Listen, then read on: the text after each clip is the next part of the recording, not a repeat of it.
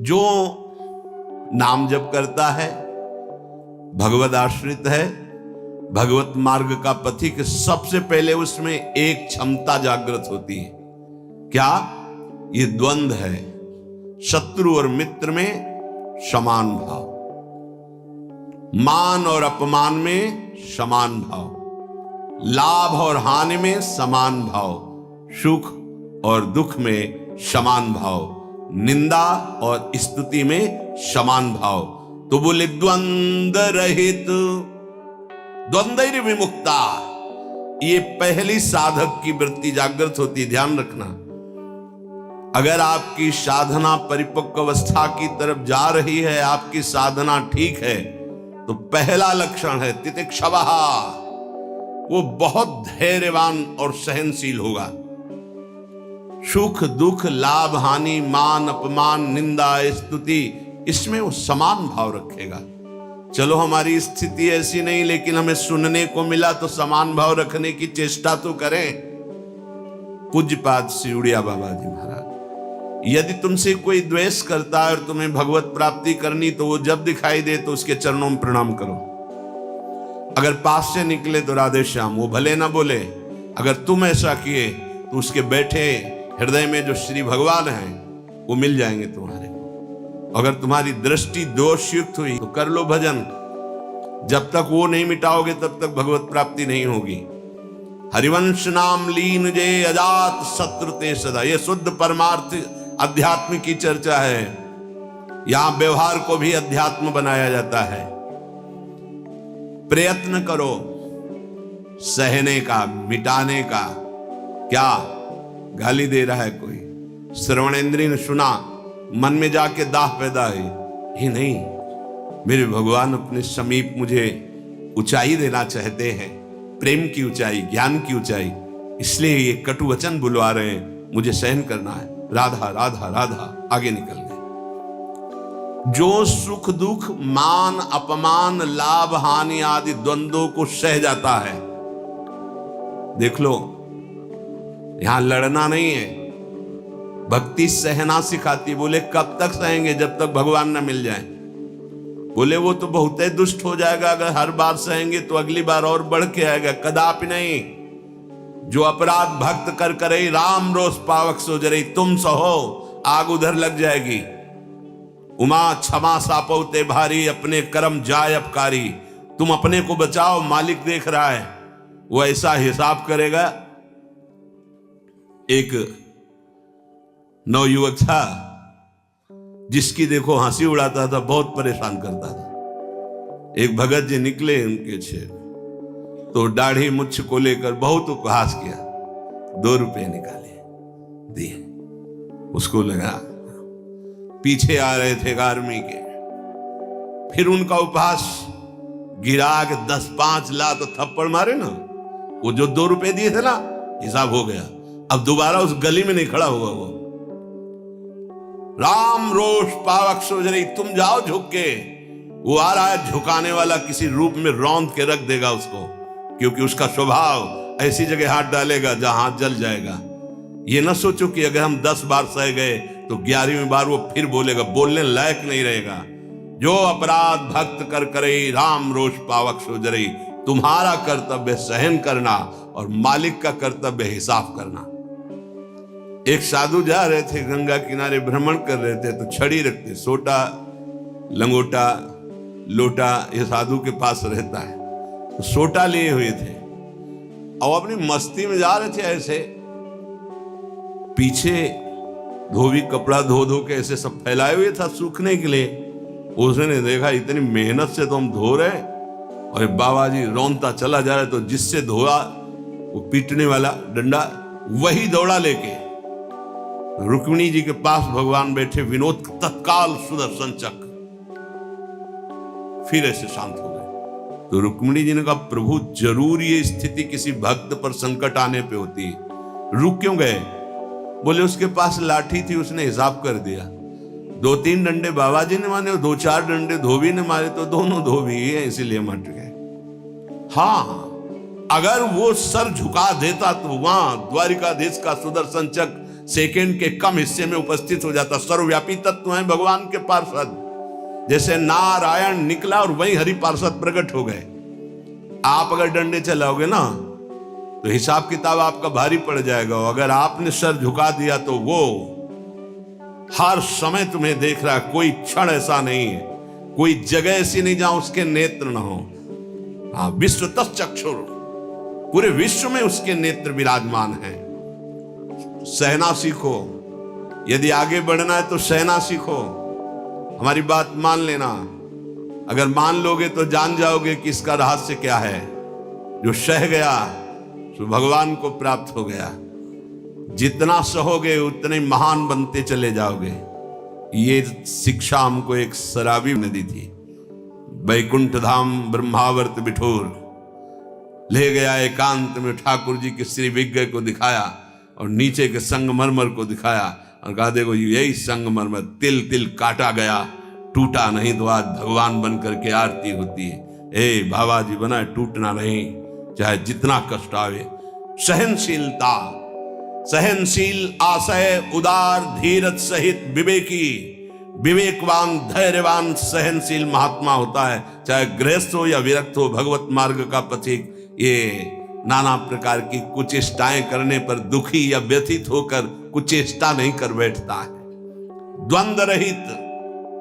आगे गतमान, ये जो अभिमान और ममता सर्वनाश कर देती है, भगवत मार्ग का उपासक उस अभिमान का सर्वनाश कर देता है। नहीं, किसी भी बात का अभिमान नहीं। सच्ची कहते हैं जिस क्षण प्रभु बुलवाना ना चाहे तो एक शब्द भी नहीं आता हृदय में। कई बार हृदय से एकदम शून्य, खाली। अब न कोई प्रश्न का उत्तर है, न कोई प्रश्न है, न कोई वार्ता है। वो दे रहे हैं तो हो रही है, और वो ना दे तो का बोलने की हिम्मत नहीं है। शब्द और शास्त्र ज्ञान और व्याख्या तो अलग जाने दो, वही बुलवा रहे, वही सत्य चेष्टा करा रहे। इस सत्य मार्ग पहाड़ पे चलना है, ये हमारे चढ़ने की योग्यता नहीं, पर वो वाचालम बना देते हैं। मूक को पंगु से पहाड़ चढ़ा देते हैं। सांप का छोटा बच्चा गरुड़ को पछाड़ दे, राम कृपा हो जाए, हाँ तो लघु ब्याल गरुड़ को खा जाए, ऐसी सामर्थ्य पैदा कर दे भगवान।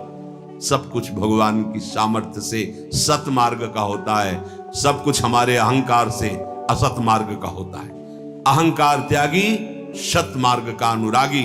अहंकार युक्त तो कहेगा जरूर भगवान की सामर्थ्य से हो रहा है, पर अहंकार वासनाओं का खेल खिला के पाप करेगा। तो कह रहे गतमान, ये भगवान को अधीन करने वाली आगे बात कह रहे हैं कि सुख निदान भगवान तुम्हारे अधीन क्यों नहीं हो जाएंगे यदि ऐसा करोगे। पहला, मान अपमान, दुख सुख, लाभ हानि में समान भाव। दूसरा, मान को स्वीकार मत करो। ये देहाभिमानी पुरुषों के द्वारा किया हुआ प्रणाम नमस्कार, ये देहाभिमान को पुष्ट करने वाली अविद्या की एक नई चाल है। उनके हृदय में विराजमान सच्चिदानंद भगवान को देखते हुए इसे विनोद में उड़ा दो। विनोद में, मैं जान रहा हूं प्रभु, अब नहीं फंसेंगे, गुरु कृपा हो गई। आपका ये प्रणाम नमस्कार फांस नहीं सकता। नाथ आप तो हमारे स्वामी हो, अब नहीं। लाखों प्रणाम दंडवत हो रही, लेकिन नहीं, वो तुम्हारी प्रणाम दंडवत नहीं हो रही, तुम्हें फंसाया जा रहा है। आखिरी खाई है यश कीर्ति मान। नहीं, हे सच्चिदानंद गुरुदेव, आप सब रूपों में काहे को मजाक कर रहे हो प्रभु, आप ही तो विराजमान हो। नाथ कोई नहीं फंसा पाएगा। अब हम तो बड़े भजनानंदी, हमारा बड़ा नाम हो रहा है, प्रणाम नमस्कार हो रहा, तो आगे है खाई, उसमें मुंह भरा गिर जाओ, निकल नहीं पाओगे। जैसे कंचन की खाई, कामिनी की खाई, ऐसे कीर्ति की खाई। तो गत मान, सबहि मान प्रद आप मानी, सबके चरणों में बंधन भक्ति, मेरे नाथ इन सब रूपों में विराजमान। वो प्रणाम कर रहे हैं, नमस्कार कर रहे हैं, वो जय बोल रहे हैं, ये उनकी महानता है। वो अपने हृदय की स्थिति के अनुसार बर्ताव कर। हम तो अधम जीव हैं, प्रभु की कृपा से चल रहे। मेरे प्रभु सब रूपों में है, कहीं मान नहीं छुएगा। और अगर मान छू गया तो विष चढ़ गया। सम्मानम कल्याति घोर गरलम। ये मान रूपी जहर केवल गुरु कृपा से ही दूर होता है। एक ही जगह इस मान की धुलाई होती, दूसरी जगह नहीं। और दूसरी जगह तो आप जहां भी जाओगे वैष्णव चिन्ह देख के सम्मान होगा। एक है घाट, गुरु घाट, जिनमें इसकी धुलाई होती है, वहां कोई भी तुम्हारी चतुराई नहीं चलेगी, कोई भी गुण नहीं चलेगा, कोई भी प्रभाव नहीं चलेगा। वहां धुल के रख देते हैं इस मान को। और जहां मान धुला और दैन्यता आई तो हरि कंठ लगा लेते हैं, भगवान उसे अपने समीप रख लेते हैं। बलिहारी गुरु आपने, जिन्होंने मान को मिटिया मेट कर दिया। बलिहारी कभी नहीं सुधरता है मान का स्वभाव। ये गुरुदेव, इसीलिए गुरुदेव के हाथ का खिलौना कोई बिरला ही बनता है। अहंकार के हाथ के खिलौने तो सब बने हुए, जैसी चाबी भरता है अहंकार वैसे ही खेल हो रहे, लेकिन कोई गुरुदेव के हाथ का खिलौना विशेष लाडला होता है। भर दी चाबी, अब उसके हृदय में खेल चल रहा है निकुंज का। मान का त्याग करा करके दैन्यता का भाव प्रकाशित करना, ये प्रेमी महापुरुष सद्गुरुदेव की कृपा से होता है। गत मान, आगे ज्ञान रथ। ज्ञान किस बात का? एक क्षण भी प्रभु का स्मरण न छूटे, इससे बड़ा कोई ज्ञान नहीं। बात पकड़ लो। तुम्हें कुछ आता हो या ना आता हो, बस राम कृष्ण हरि राधा राधा बोलना आता है, इससे बड़ा कोई ज्ञान नहीं है। ये भगवत स्मृति है। यस्य स्मरण मात्रेण जन्म संसार बंधनात् विमुच्यते नमस्तस्मै विष्णवे प्रभु विष्णवे। जिनका स्मरण मात्र जन्म मरण बंधन से मुक्त कर देता है। राधा राधा कृष्ण कृष्ण। ज्ञान रथ। जब आप नाम जप करेंगे तो स्वाभाविक, सच्ची मानिएगा, इस शरीर से प्यार खत्म हो जाता है। ये बहुत व्यवस्थित भगवान की कृपा से चलता है, पर इससे राग नहीं रहता। पुराने कपड़े से जैसे तुम्हारा कोई राग नहीं रहता, फेंक देते हो कूड़ा में, ऐसे ही इस शरीर से ज्ञान रत उपासक को कोई संबंध नहीं रहता। बिल्कुल समझ लेना। जैसे कबाड़ में पड़ी हुई गाड़ी से ध्यान आएगा, ऐसे गया पर आपकी रति नहीं होगी क्योंकि बेकार हो गई है। ऐसे हर समय उपासक की दृष्टि में गाड़ी, ये जो पांच भौतिक गाड़ी, ये केवल भगवत प्राप्ति के लिए है। अगर ज्ञान प्रकट हो गया तो इससे कोई रति नहीं रहती, इससे कोई अपना शरीर का राग मिट जाना ही सब ज्ञान है। भगवान नाम में रुचि हो जाना ही सब ज्ञान है। बस दो बात समझ लो, जितना इससे तुम प्रेम करोगे उतना ही पापाचरण होगा, और जितना नाम से प्रेम करोगे उतना ही इससे वैराग्य होगा, और आप दिव्य उन्नति को प्राप्त हो जाएंगे। ज्ञान रथ, सच्चा ज्ञान। मैं भगवत स्वरूप हूं, ये मैं शब्द अंतःकरण से निकलता है। बस स्वरूप हूं है, मैं के साथ हूं है, नहीं तो स्वरूप।